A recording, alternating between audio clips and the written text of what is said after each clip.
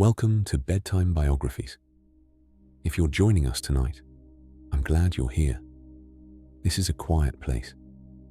A place to slow down, close your eyes, and let someone else do the thinking for a little while. Tonight, we're going to spend some time with a life from a long time ago. A life that was lived in the courts and great halls of 16th century England.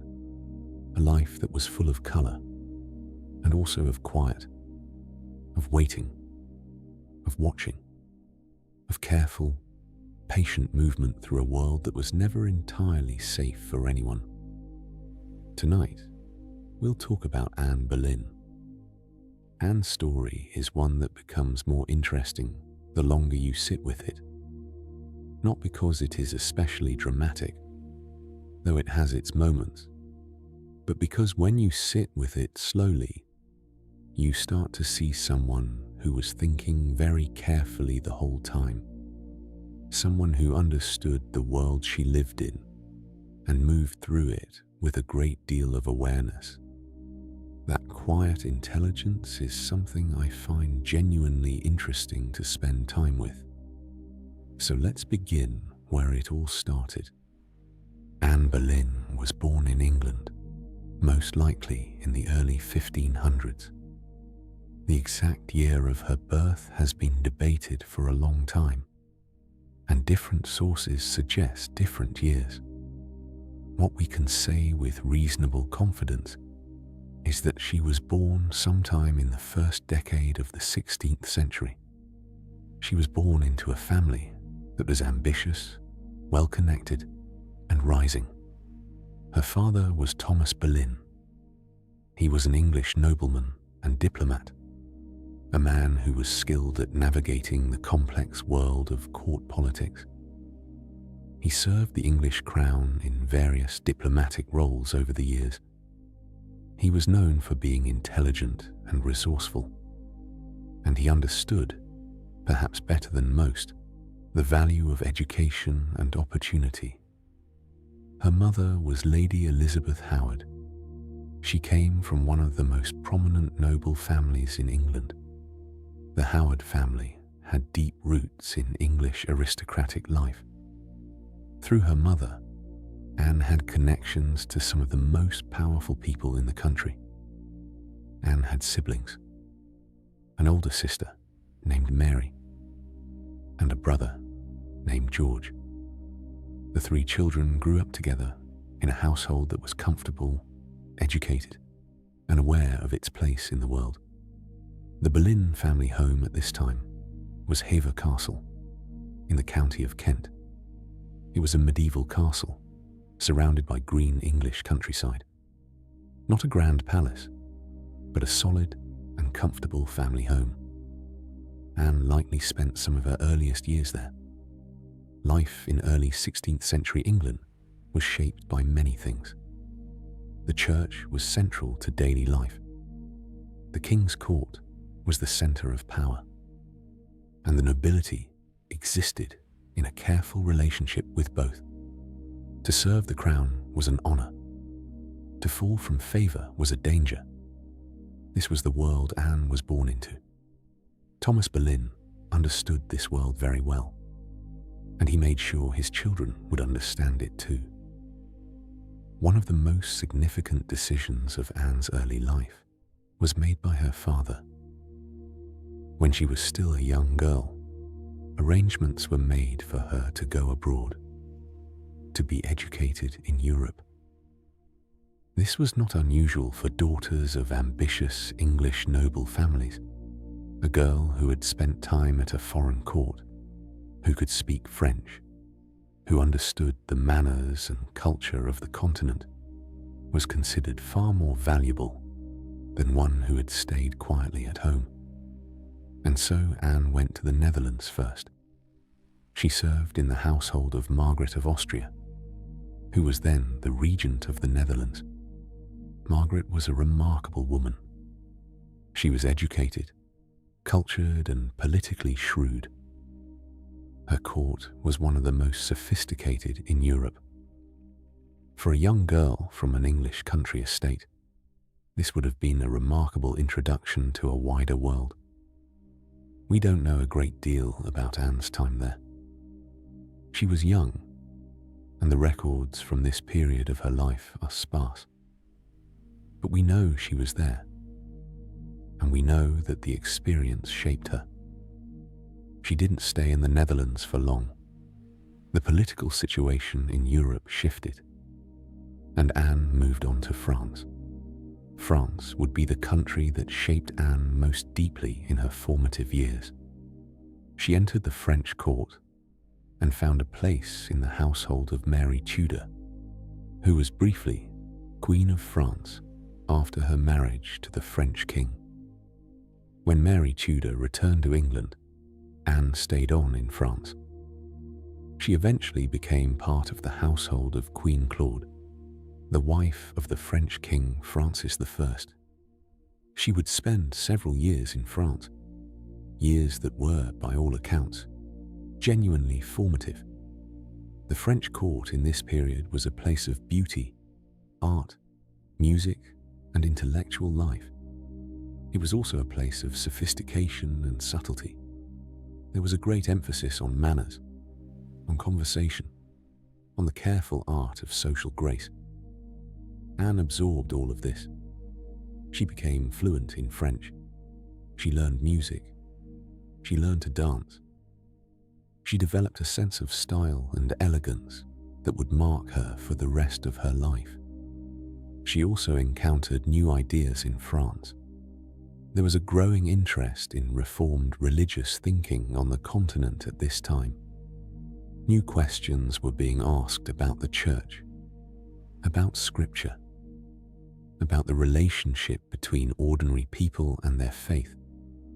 These ideas were circulating quietly but persistently in educated European circles. It is likely that Anne encountered some of these currents of thought during her years in France. France gave Anne something that could not be taught at home. It gave her a certain quality, a polish, a confidence, a way of carrying herself and engaging with the world that was noticeably different from many of her English contemporaries. She returned to England sometime around 1521 or 1522. She was in her early 20s, and she came back to a country that was, in some ways, still catching up with what she had experienced abroad. England was changing too. The Tudor court under King Henry VIII was a lively and at times extravagant place. Henry was still a young king at this point, athletic, educated, fond of music and pageantry. His court was full of life. Anne entered this world with her continental education and her quiet self-possession. She found a place among the ladies of the court. She attracted attention, not in a loud or obvious way, but in the way that someone does when they have a certain quality that others notice without quite being able to name it. She was known for her grace, for her skill in music and dancing, for her conversation. She was not considered a conventional beauty by the standards of her time, but she had something that many people found compelling, a dark elegance, an intelligence that showed in her face and in the way she spoke. She caught the attention of men at court, and at some point in the early 1520s, she seems to have been involved in a romantic connection with Henry Percy, a young nobleman. This was not a formal engagement, but there appears to have been a genuine feeling between them. The connection was eventually broken off by circumstances and by the intervention of more powerful figures at court. It was the kind of quiet disappointment that shapes a young person's understanding of how the world works. Anne returned to court life. She continued to be part of the world she had found herself in. And then, gradually, over time, something shifted. The king began to take notice of her. Henry VIII was, by the 1520s, a powerful and complex figure.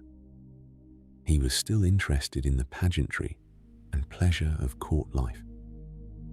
But he was also becoming increasingly focused on a problem that consumed much of his energy during this period. He had no male heir. His wife, Catherine of Aragon, had been unable to provide him with a surviving son, and Henry had begun to question whether his marriage was valid. Anne Boleyn entered this picture not as someone who sought to disrupt anything, but as someone who simply was, who was present, who was interesting, who was, in some quiet way, difficult to forget. The king's interest in her grew slowly at first, and Anne, for her part, did not simply fall into his orbit. She maintained her own sense of herself. She was careful. She was thoughtful. And the nature of the relationship that developed between them was shaped, in part, by the fact that she did not immediately or easily give in. This was not calculation in the coldest sense.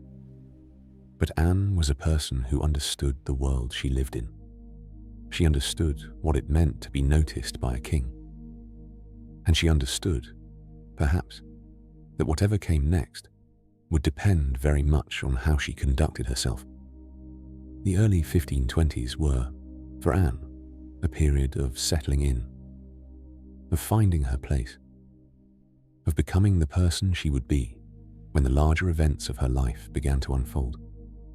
She was still young.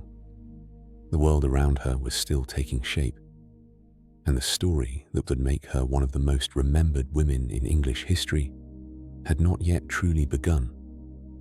But it was coming, quietly, steadily, the way most things do. King Henry VIII had been on the throne since 1509. He had come to power as a young man, educated, energetic, and full of ideas about what kind of king he wanted to be. In his early years, he was celebrated. People admired him. He seemed to represent something new and hopeful for England. He was also, from early on, a man who was used to getting what he wanted. His marriage to Catherine of Aragon had begun with genuine feeling. Catherine was a dignified and respected woman. She'd been the wife of Henry's older brother Arthur, who had died young. After a period of waiting and negotiation, she had married Henry and become queen. For many years, their marriage was considered a stable one. But the years passed, and the children they had together did not survive, except for one, a daughter named Mary. Mary was healthy and alive, but she was not the son Henry believed England needed. Henry had grown up knowing that the question of succession was serious. England had come through years of civil conflict not long before his birth. The idea of a strong male heir to continue the Tudor line was not simply a personal wish. It felt, to Henry and to many around him, like a matter of national importance. And so, as the 1520s moved forward, Henry began to think seriously about his marriage. He began to wonder whether it could be undone, whether there was a way, sanctioned by the church, to bring it to an end. This was the world Anne Boleyn was moving through when the king's attention turned toward her. The exact moment when Henry's interest in Anne became something more than passing is hard to pinpoint. These things rarely happen all at once. It was likely a gradual shift, a growing awareness, a series of encounters and conversations over time. Henry began writing letters to Anne. Some of these letters survive. They give us a small window into his feelings during this period. They are warm letters, earnest ones. They suggest someone who was genuinely affected who found in Anne something that held his attention in a way that was not easy to set aside. Anne's responses to these early approaches were careful. She did not rush toward him. She did not dismiss him either. She occupied a kind of thoughtful middle ground, engaging enough to keep the connection alive, measured enough to maintain her own dignity. This is one of the things about Anne that becomes clearer the longer you look at her story. She was not passive. She was not simply being moved around by the forces around her. She was thinking. She was making choices within the very real limits of her world, and those limits were considerable. A woman of her time had a narrow range of options. Marriage was the primary path forward for a woman of noble birth. The idea of refusing a king outright was not a simple one, but the idea of simply giving way without any terms was also not something Anne seemed willing to accept. What developed over the following years was something unusual. Henry wanted Anne. Anne seems to have made clear that she would not become his mistress. If there was to be anything between them, it would have to be something more. This was a remarkable position to hold, and it had remarkable consequences, because Henry, who had already been thinking about ending his marriage, now had another reason to pursue that end with greater urgency. The question of the marriage to Catherine became intertwined with his feelings for Anne, and what had begun as a personal and theological question became something much larger. The process by which Henry sought to end his marriage is often called the King's Great Matter. It was long, it was complicated, and it drew in some of the most powerful institutions in Europe. Henry's argument was essentially this: his marriage to Catherine had never been truly valid, because Catherine had previously been married to his brother, and the Church, Henry argued, had never had the proper authority to grant the dispensation that allowed that marriage to take place. Therefore, the marriage to Catherine was no marriage at all. Catherine disagreed, firmly and completely. She maintained, throughout everything that followed, that her marriage to Henry was real and valid. She had been a true wife to him, and she would not accept any other conclusion. The matter went to Rome. The Pope at the time was in a deeply difficult position. Catherine of Aragon was the aunt of the Holy Roman Emperor, Charles V. Charles was one of the most powerful rulers in Europe, and he had significant influence over the papacy. For the Pope to simply grant Henry's request would have been politically impossible under those circumstances. And so the matter stretched on, year after year. Negotiations, appeals, discussions that went nowhere. Henry growing more frustrated, the situation becoming more tangled with each passing season. Through all of this, Anne remained at the center of things. She was not a background figure. She was present.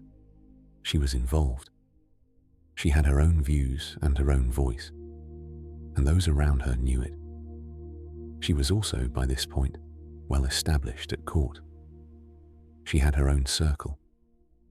She was interested in ideas, including some of the newer religious ideas that were circulating in England as they had been on the continent. She was known to read and to think seriously about questions of faith. She had access to some of the early Protestant writings that were beginning to move through educated circles in England at this time. This was not a small thing. The question of religious reform was becoming increasingly important in England during these years. Henry's conflict with Rome over his marriage was part of a larger shift that was beginning to reshape the relationship between England and the Church. Anne was not simply a woman waiting for a king to sort things out. She was a person engaged with the world around her, and her engagement with questions of religion and reform was genuine. The years of waiting were long ones. Anne had entered into this situation as a young woman, and the resolution, when it came, would not arrive quickly. She spent years in a kind of uncertain middle position, favoured by the king, not yet queen, Catherine still holding her title, the outcome still unclear. What that period felt like for Anne, day to day, we can only imagine. The sources from this time give us glimpses, but not a complete picture. What we do know is that she endured it, that she maintained her position, that she did not collapse under the pressure or retreat from the role she had found herself in. There were people at court who supported her, and there were people who did not. Catherine had her own supporters, and they were loyal. The question of the marriage had divided people. Some felt that Henry was right, and that his first marriage had indeed been flawed from the beginning. Others felt that Catherine was being treated unjustly, that she was a good queen who was being cast aside. Anne was aware of these currents around her. She was aware that not everyone looked on her favourably, that there were those who blamed her, at least in part, for the disruption that had come to the court and to the country. This awareness must have required a certain steadiness to live with. Through the late 1520s and into the early 1530s, the situation continued to develop. Henry, frustrated with Rome and with the endless delays, began to take more direct action. He started to move toward a position that would have been almost unimaginable a decade earlier. The idea that England might simply step away from the authority of Rome altogether. This was not something that happened overnight. It was a gradual process, a series of steps, each one a little further than the last. Parliament was involved.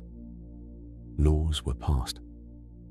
The power and revenue of the church in England began to shift. Key figures in the church either adapted to the changing situation or found themselves in very difficult positions. One of the most significant figures to fall during this period was Thomas Wolsey. Wolsey had been the most powerful churchman in England for many years. He had been Henry's chief minister.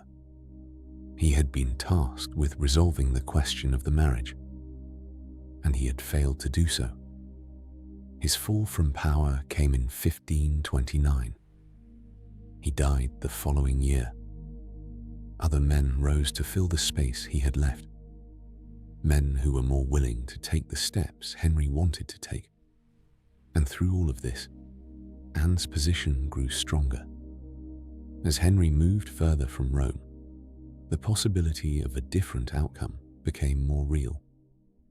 The old obstacle was not being negotiated around. It was being removed.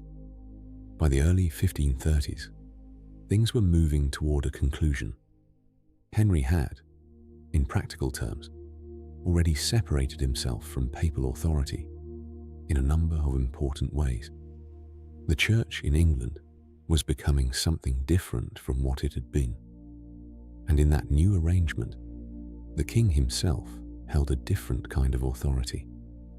In 1532, Anne was given a title in her own right. She was made Marquess of Pembroke. This was an unusual honour, a title held by a woman in her own name. It gave her land and income and a formal standing that was independent of anyone else. It was a sign of how seriously Henry regarded her, and it was a step that suggested the future was drawing closer. The following year, things moved quickly. Henry and Anne were married quietly in early 1533.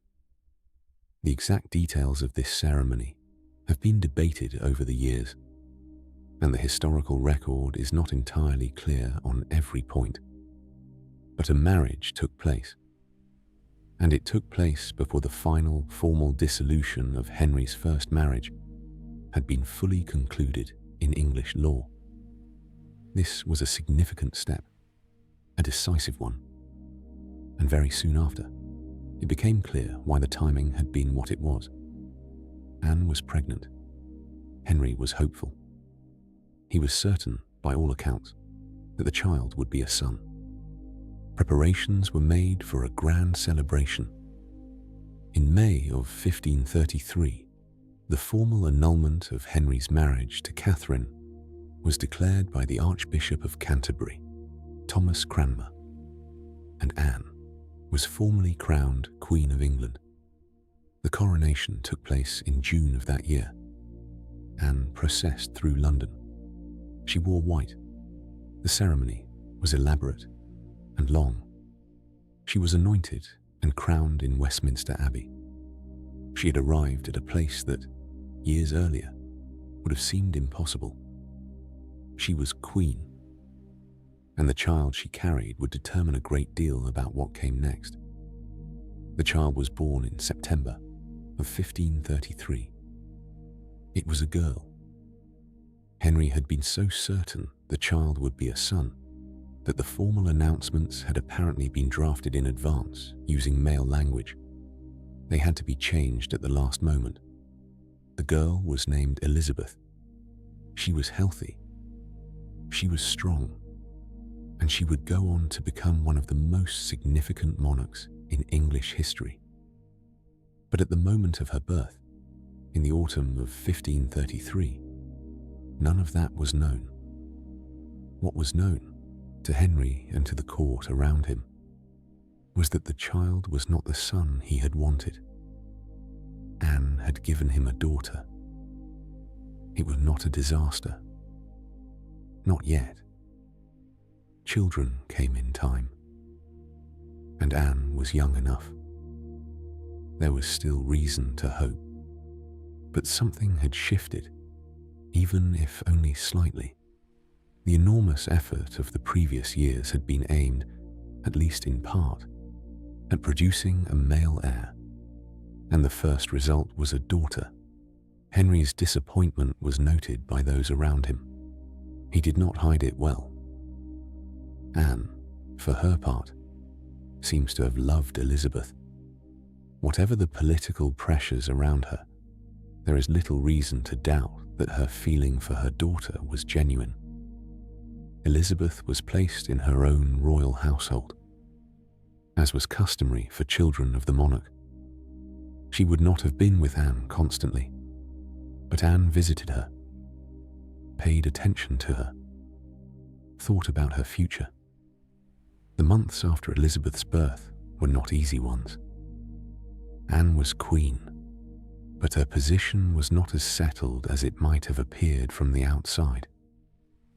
There were still people at court who had not accepted her, who had been loyal to Catherine, or who simply did not trust the new order of things.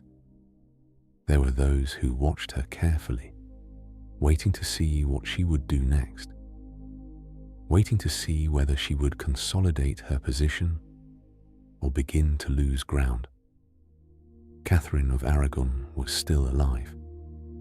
She had refused to accept the title of Dowager Princess, which was the title that acknowledged her first marriage as the only valid one. She continued to call herself Queen. She continued to maintain, in her quiet and dignified way, that she was Henry's true wife. This was a constant presence in the background of Anne's life as queen.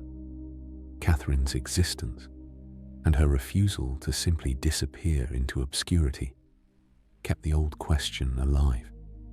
There were people in England and in Europe who still regarded Catherine as the rightful queen, and as long as Catherine lived, that tension remained. Anne also had to navigate the complex world of the court itself. Being queen meant being at the center of things in a way that brought both power and exposure. She had ladies around her. She had responsibilities. She had to manage her relationships with powerful men at court. She had to maintain Henry's interest and favor. She had to be seen to behave in a way that was appropriate to her position. This last thing was more complicated than it might sound. Anne had always been known for a certain liveliness, for wit and conversation, and a directness that was part of who she was. These qualities had attracted Henry in the first place, but as queen, they could also be misread or deliberately misrepresented. A woman who spoke freely and engaged easily with the men around her was vulnerable to a kind of scrutiny that a quieter woman might have avoided. Anne seems to have understood this, but understanding a danger and being able to fully protect yourself from it are different things. In 1534, Anne became pregnant again. This was hopeful news, another chance for the son that Henry so badly wanted. But the pregnancy ended in loss. The child did not survive. This was a quiet blow, painful in the way that such losses always are. And it added to a growing sense that things were not unfolding as Henry had imagined they would. Henry's feelings during this period are difficult to read with precision.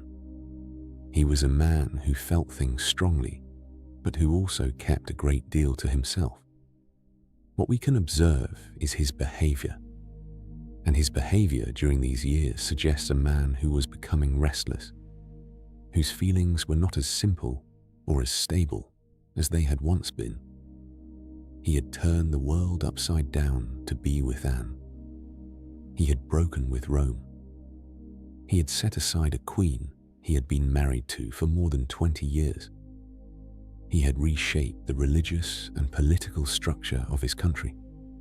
And now he was waiting, still waiting, for the thing that all of it had been, in some part, about: a son. And it had not come. Anne was aware of the pressure she was under. It would have been impossible not to be. The court was a place where information moved quickly and where people watched each other very carefully.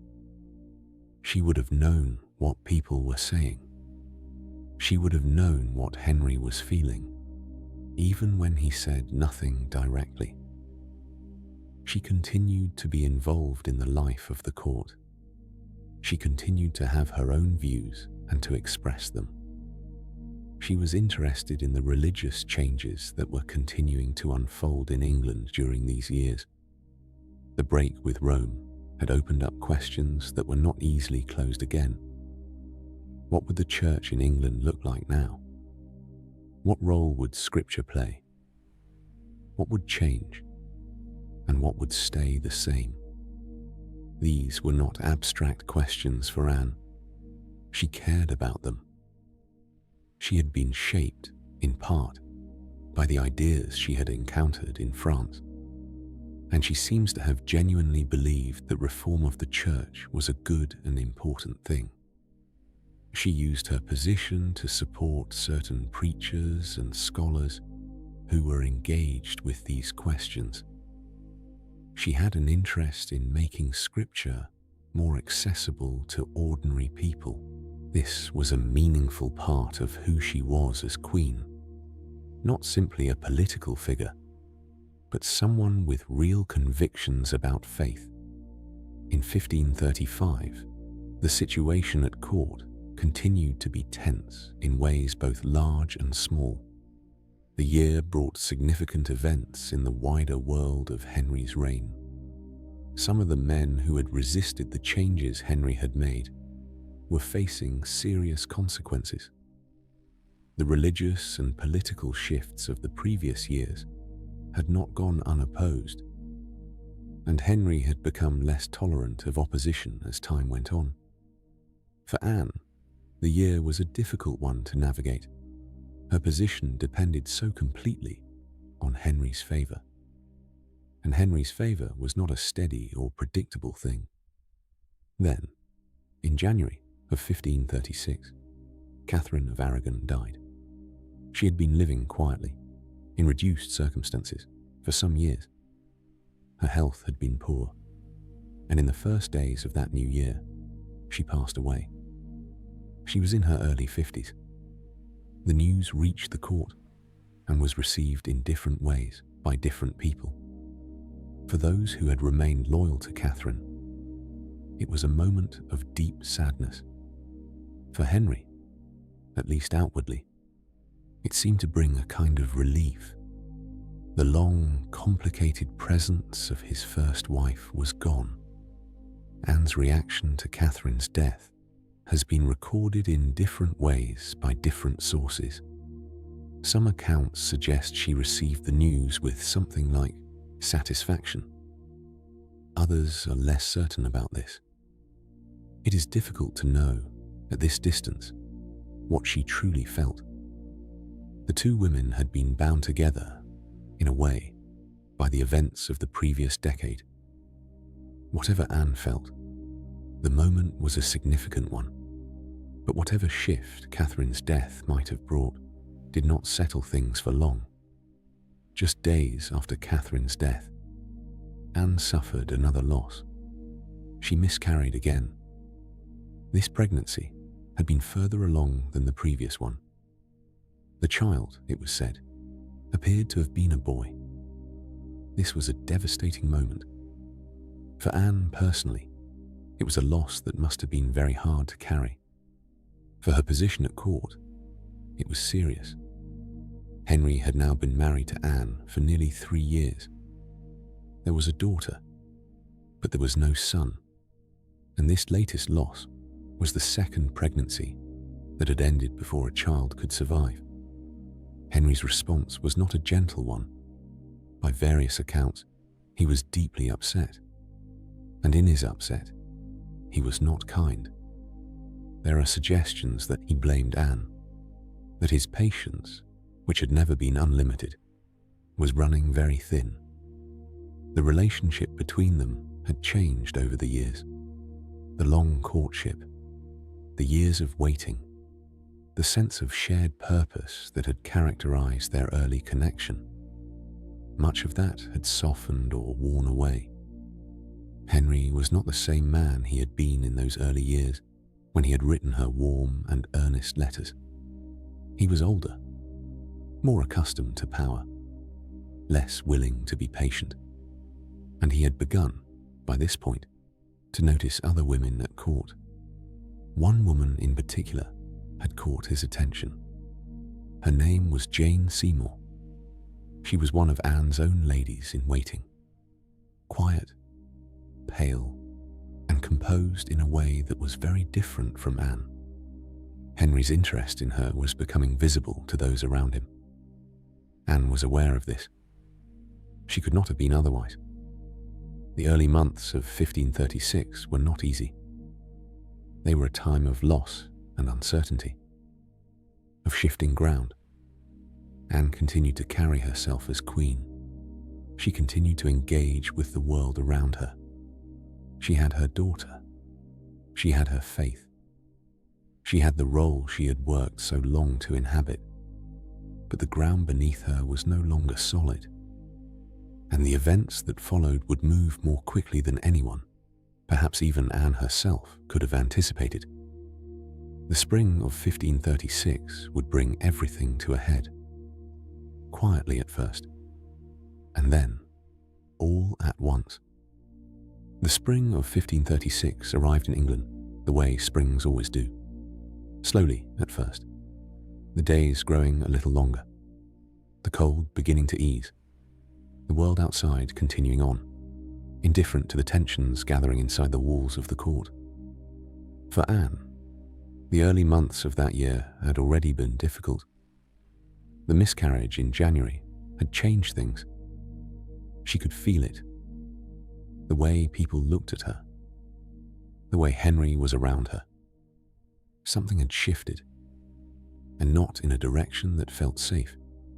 Henry was spending more time with Jane Seymour. This was not hidden. It was observed and noted by many people at court. Jane was careful in how she conducted herself. She was modest and quiet. She did not challenge or provoke. She simply was there, in a way that Henry seemed to find appealing. Anne had been in Jane's position once. She understood, better than almost anyone, what it meant when a king turned his attention towards someone new. The situation required careful handling, but the tools that had once been available to Anne were not as useful now. She was queen. She could not simply wait. She could not simply be patient and hope things would resolve themselves. She had a position to maintain, a daughter to think about, and a court full of people who were watching to see which way things were going to go. There were those at court who had never liked Anne, who had resented her right, who had their own reasons for wanting to see her position weakened. And in the spring of 1536, some of those people saw their opportunity. The precise origins of what happened next are not entirely clear. Even now, what is clear is that a process began, a quiet and deliberate process, one that moved from whisper to accusation to something much more serious. Allegations began to circulate about Anne, serious ones, the kinds of allegations that, in the world she lived in, were among the most dangerous a queen could face. She was accused of adultery, of being unfaithful to the king, not with one man, but with several. The names that were put forward were men of the court, men who had been in her circle, men she had spoken with, laughed with, spent time with in the normal course of court life. One of the names was her own brother, George Boleyn. The accusation of incest was the most extreme of all the charges. It was also, by almost any reasonable assessment, the most unlikely. But extreme accusations had a particular purpose in the world Anne lived in. They signaled the totality of the case being built against her. They removed any possibility of sympathy or mercy. It is important to say clearly that historians have, for a very long time, considered the charges against Anne to be almost certainly false. The evidence presented at the time was thin and circumstantial. The testimonies were obtained under pressure. The process moved far too quickly for a genuine investigation, and the men accused alongside her maintained their innocence. But the truth of the accusations was perhaps not the point. The point was that a case was being made, and it was being made by people with the power and the will to see it through. In late April of 1536, arrests began. The first to be arrested was a musician in the court, a man who had been in Anne's household. Then others followed. The men named in the accusations were taken to the Tower of London, one by one. Then Anne herself was arrested. It happened on the 2nd of May, 1536. She was brought to the Tower of London by boat along the Thames. She had entered the tower before, years earlier, as queen during the ceremonial preparations for her coronation. The building would have been familiar to her in that sense, but this arrival was entirely different. By various accounts, Anne was deeply distressed when she was brought in. She spoke at length to the constable of the tower. She asked questions. She tried to understand what was happening and what would happen next. Her words during this period were recorded, at least in part, by those around her. They give us a glimpse of someone in a state of great anxiety, trying to hold herself together. She was a woman of intelligence and awareness. She would have understood, perhaps more clearly than she wanted to, what this moment meant. The tower was not simply a prison. It was a place where people were held before trial, before judgment, before whatever came next. And what came next, for many of those brought there, was not good. The days that followed were strange and frightening ones. Anne was kept in the tower while the legal process moved forward. She talked. She asked questions. She made observations about her situation that were overheard and recorded by those set to watch her. These fragments of speech, preserved in documents from the time, are among the most immediate records we have of her as a real person. Not a symbol, not a figure in someone else's story, but a woman, afraid, trying to make sense of what was happening to her. The trials of the men accused alongside her came first. They were conducted quickly. The outcomes were what many expected. The men were found guilty. George Boleyn, her brother, defended himself with apparent skill and courage, but it made no difference. He was found guilty alongside the others. Anne's own trial took place on the 15th of May, 1536. It was held in the Tower. A large number of peers served as her judges. The charges were read out. She pleaded not guilty to all of them. She spoke in her own defense. By the accounts that survive, she did so with composure and with clarity. She addressed the charges against her directly. She maintained her innocence, but the outcome had, in all likelihood, already been decided. She was found guilty. The sentence was death. Henry had the power to show mercy. He had done so for others, but in this case, he did not. He did allow one thing. Anne had originally been sentenced to be burned, which was one of the legal options available for the charge of which she had been convicted. Henry changed this to beheading. He also arranged for a skilled swordsman to be brought from France, rather than using an axe. It was, in the grim arithmetic of the time, considered a more merciful form of execution. Anne spent her final days in the Tower. Those who were with her during this time left accounts of how she was. She alternated between moments of distress and moments of calm. She spoke about her situation. She prayed. She seems to have found, in those final days, a kind of steadiness that had not always been present in the weeks before. She received religious comfort. She spoke with the chaplain who attended her. She prepared herself in the way that a person of deep faith in her time would have understood how to do for what was coming. She also, it is said, maintained a kind of dark humor in those final days, making small, quiet observations about her situation that were noted by those around her. There is one recorded remark about the fact that she would not be difficult to execute, given that she had a small neck. It is the kind of thing that, if true, says something about a person, about the way some people choose to face what cannot be changed.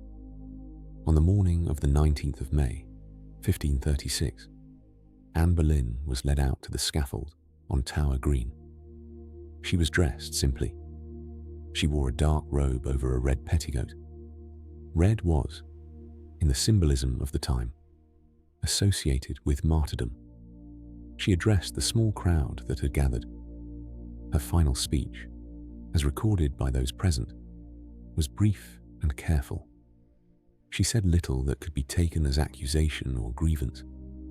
She spoke of the king with words that were, outwardly at least, respectful. She asked for prayers for her soul. She knelt. She was blindfolded, and the execution was carried out quickly. She was in her early to mid-30s. The precise age is uncertain, because her birth year has never been fully established.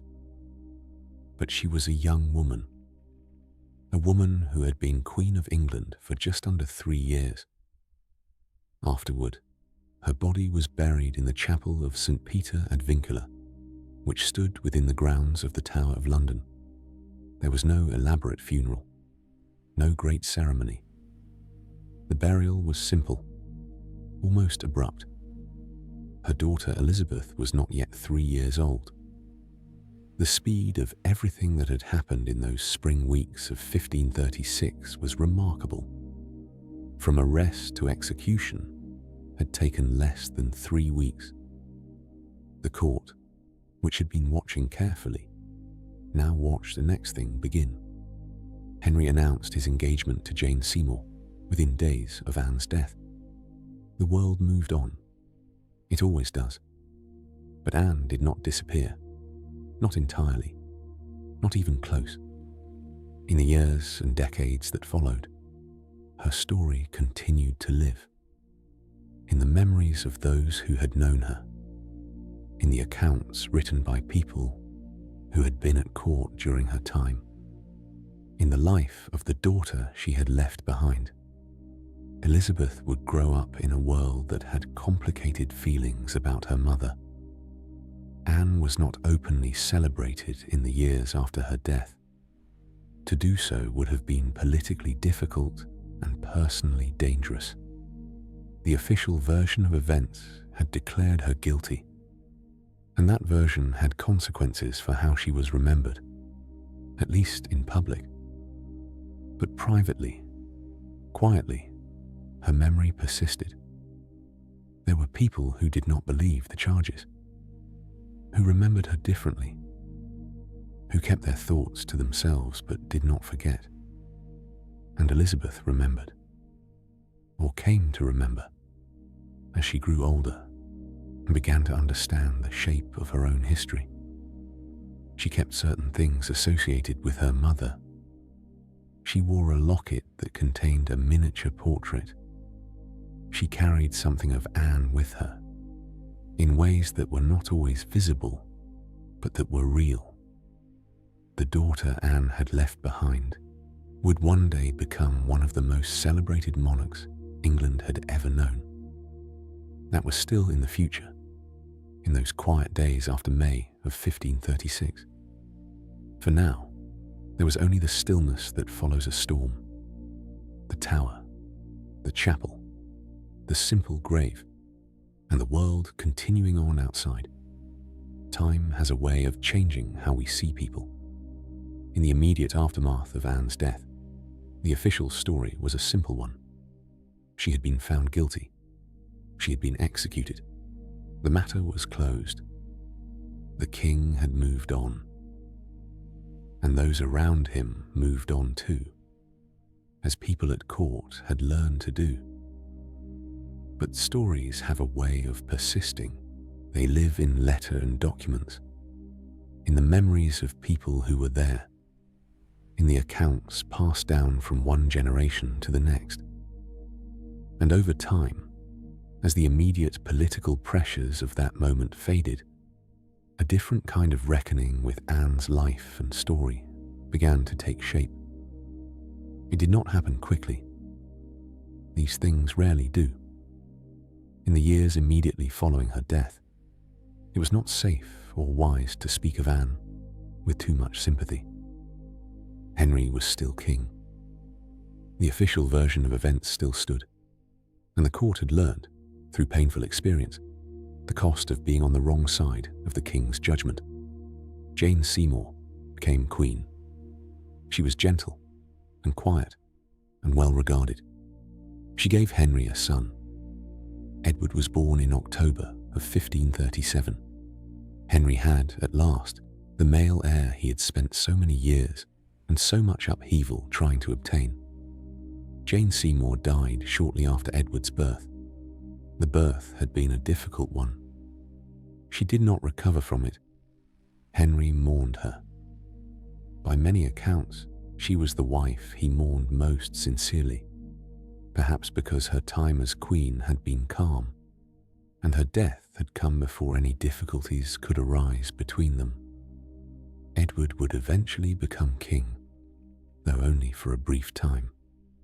He was a boy king, and he died young. Mary, Catherine of Aragon's daughter, would reign after him. She worked to restore the Catholic faith in England during her reign. Her time as queen was troubled in various ways, and she too died without a child to succeed her. And then Elizabeth came to the throne. She was 25 years old when she became Queen of England in 1558.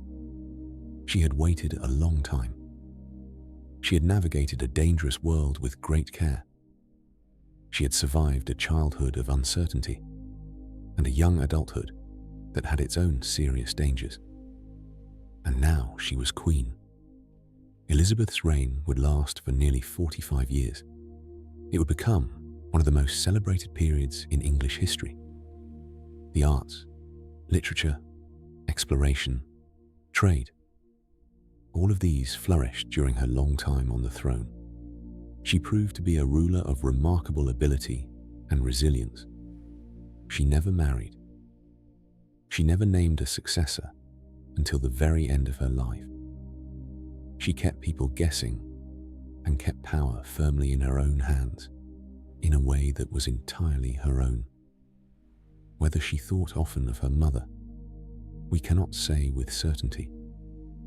Elizabeth did not speak publicly about Anne in ways that were recorded in great detail. The subject was a complicated one. Her mother had been declared guilty of serious crimes. To rehabilitate Anne openly would have raised questions that Elizabeth may not have wanted to raise. But there are small signs. The locket she kept. The fact that she did not entirely erase Anne from her sense of herself. There is a quality in Elizabeth that some historians have traced back to what little she might have absorbed or inherited from the mother she barely knew. Anne had been known for her intelligence, for her directness, for her refusal to simply disappear into the background, for a kind of fierce self-possession that was unusual for a woman of her time. These are qualities that Elizabeth shared. Whether they were learned or inherited, or simply coincidental, it is something that people have noticed for a long time. In the centuries after Elizabeth's reign ended, interest in Anne Boleyn continued to grow. As the distance from the events of 1536 increased, it became possible to look at her story more openly, to ask harder questions about what had really happened, to consider the evidence with more critical eyes.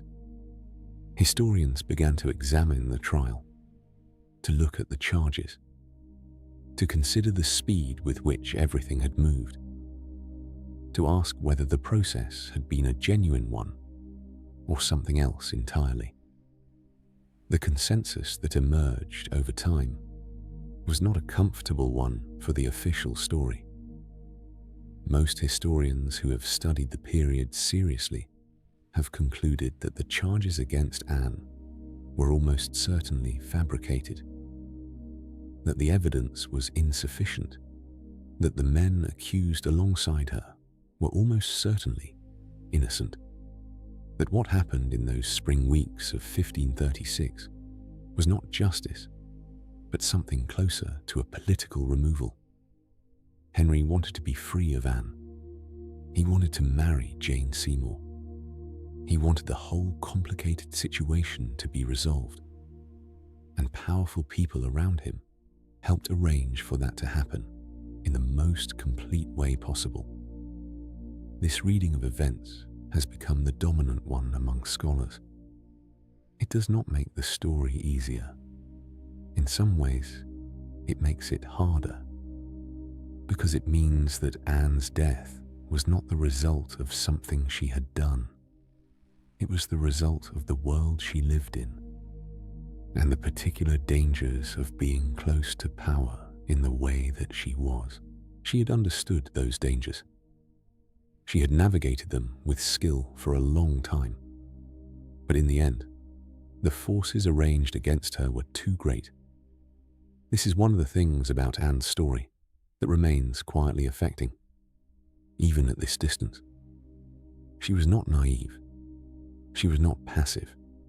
She was not simply swept along by events beyond her understanding. She was a woman of considerable intelligence and awareness. She had made careful choices throughout her life. She had maintained her dignity and her sense of self through circumstances that would have broken many people. And still, in the end, it was not enough. That is not a comfortable thing to sit with, but it is an honest one.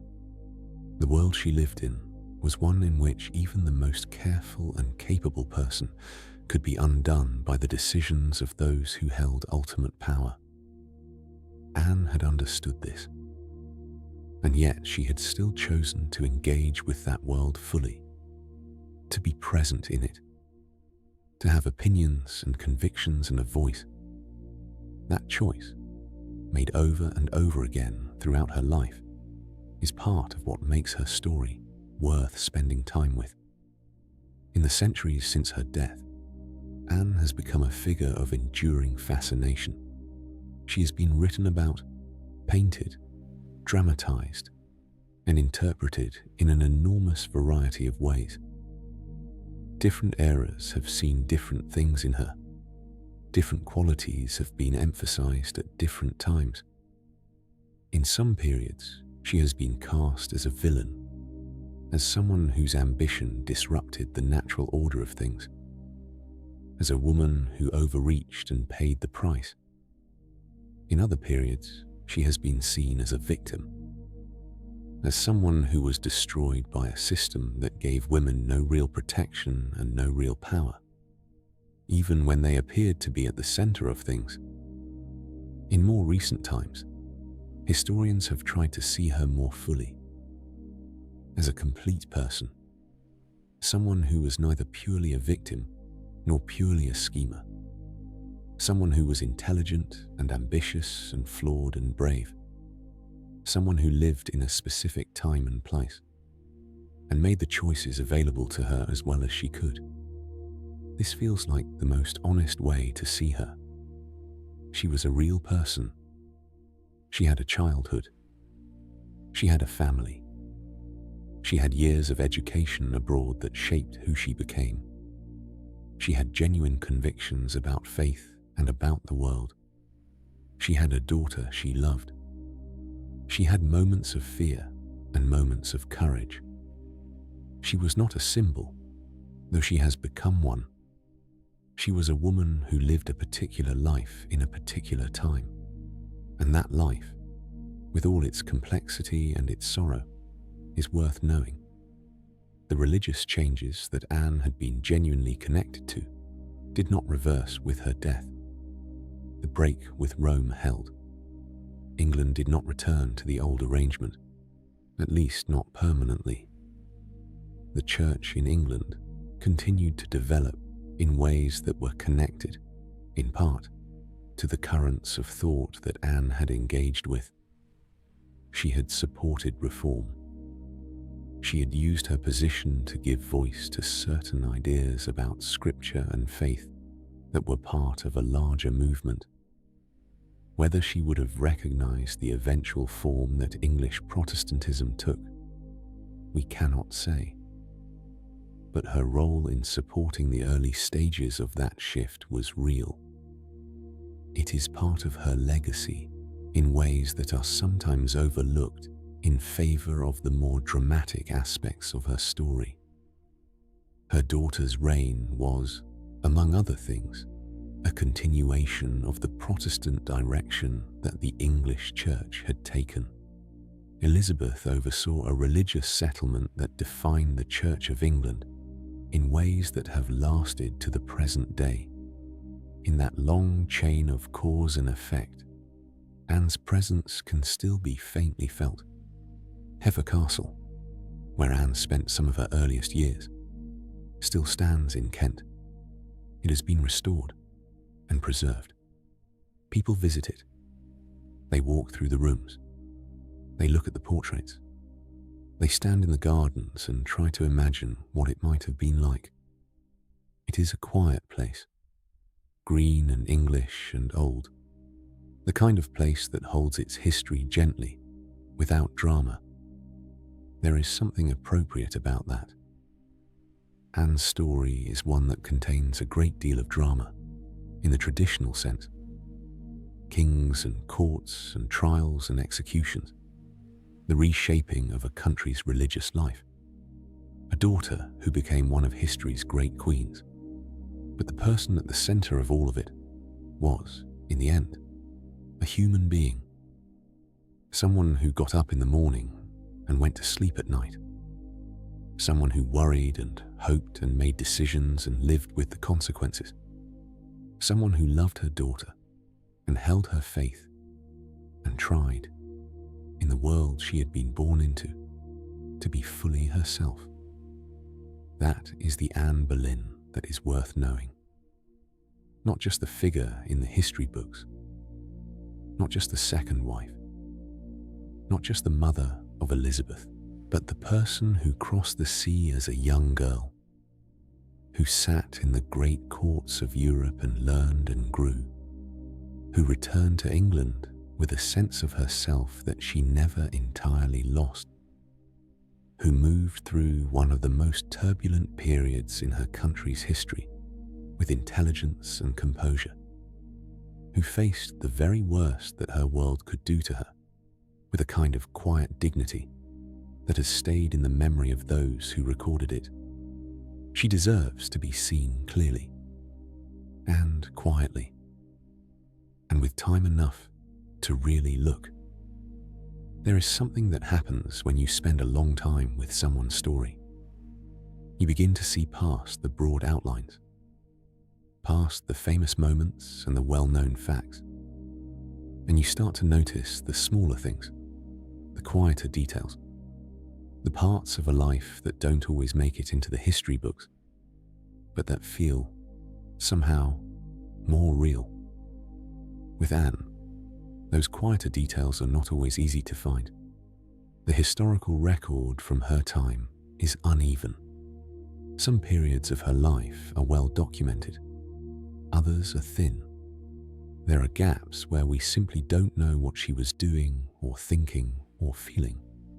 But what has come through, even in fragments, is a sense of a person who was genuinely present in her own life, who was not simply reacting to the things that happened around her, but engaging with them, thinking about them, responding with intention. That quality of presence is one of the things about her that stays with you. She grew up in a world that had very clear ideas about what a woman's life should look like. Marriage, children, deference to the men around her, a kind of graceful invisibility within the structures that shaped everything. Anne was not invisible. She was never invisible.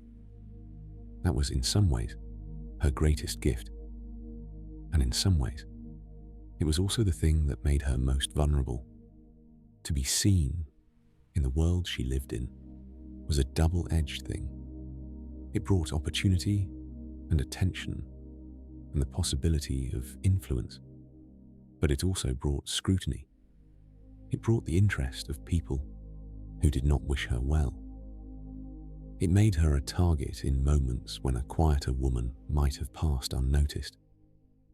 She accepted that trade, knowingly or not, from very early on. When she returned from France as a young woman, she did not try to make herself smaller. She walked into the life she had prepared for, and she inhabited it fully. The music, the conversation, the careful elegance of how she moved through a room, all of it was real. All of it was her. And when the king noticed her, she did not simply yield. She held her ground in a way that was unusual, and that changed everything. Not out of calculation alone, though she was certainly capable of strategic thinking, but because she had a sense of her own worth that was not easily set aside. That sense of self, maintained across years of uncertainty and pressure and eventual danger, is something worth pausing on. Most of us will never face anything close to what Anne faced. The specific circumstances of her life, the courts, the kings, the trials, the tower, belong to a world very different from our own. But the inner quality that allowed her to remain herself through all of it is something more recognizable. The ability to hold on to who you are when the world around you is pushing hard in other directions. The refusal to be entirely defined by the forces that press against you. The quiet insistence on being present in your own story. Those things are not so distant. Anne's daughter Elizabeth would show those same qualities across a long and remarkable life. She had learned early that the world was dangerous and that survival required intelligence and patience and an ability to keep your own counsel. She had watched from the outside, as a young child and then as a young woman, how quickly things could change, how little protection even the highest position could offer, and she had drawn her own conclusions from that. Elizabeth never fully explained herself to those around her. She kept her inner life private in ways that frustrated her advisors and her biographers alike. She was always, to some degree, unknowable, deliberately so. Some of that was simply Elizabeth, her own nature, her own choices. But some of it may have been the long shadow of a mother who had been too visible, too exposed, who had been present and real and fully herself, and who had been destroyed, in part, because of it. If Elizabeth thought about Anne that way, she never said so directly, but the shape of her life suggests that she had thought about these things very carefully. There is a long tradition of writers and thinkers returning to Anne's story in every generation. Something about it draws people back. It is not simply the drama, though the drama is real. It is something else. Something about the particular texture of the life. The combination of intelligence and vulnerability. The sense of a person who was fully engaged with a world that was not ultimately on her side. She has been written about in letters and diaries and scholarly works for nearly 500 years. She has been portrayed in paintings and novels and plays and films. Each version reflects something about the time and the perspective of the person creating it. But the person underneath all those interpretations persists. Quietly, patiently, waiting to be seen more clearly. What we can say, with confidence, is that Anne Boleyn was a woman who shaped the world she lived in far more than the world would have expected or intended. She was not born to be a queen. She was born into a family of ambitious gentry, given an exceptional education abroad, and returned to England with a quality that set her apart. Everything that followed grew from that foundation. Her relationship with Henry changed the course of English history. The break with Rome, which her presence accelerated and which her convictions supported, altered the religious landscape of an entire country in ways that are still felt today. The Church of England, the particular form that English Christianity took from that period forward, was shaped in part by the events that she was at the center of. Her daughter became Elizabeth I.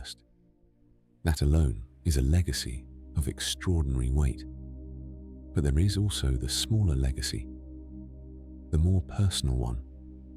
The fact that she was someone who thought seriously about faith and scripture at a time when it was not entirely safe to do so. That she used whatever influence she had to support ideas and people she believed in. that she maintained her sense of self across years of pressure and uncertainty and danger, that in her final days, in the tower, she found a kind of composure that those around her recorded with something like wonder. She was afraid. Of course she was afraid. She was human, but she did not disappear. Not even then. There is something in that which feels important, not inspiring in a loud or obvious way, but quietly significant. The way certain things are significant, not because they are extraordinary, but because they are true. Anne was true to herself in a world that made that very difficult. She paid a very high price for it, and she did not look away from what was coming when it finally arrived. That is not a comfortable story.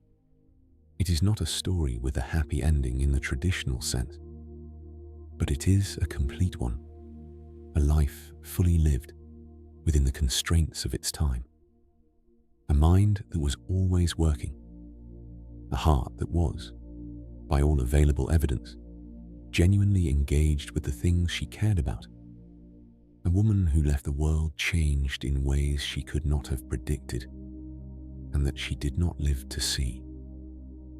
She never saw Elizabeth become queen.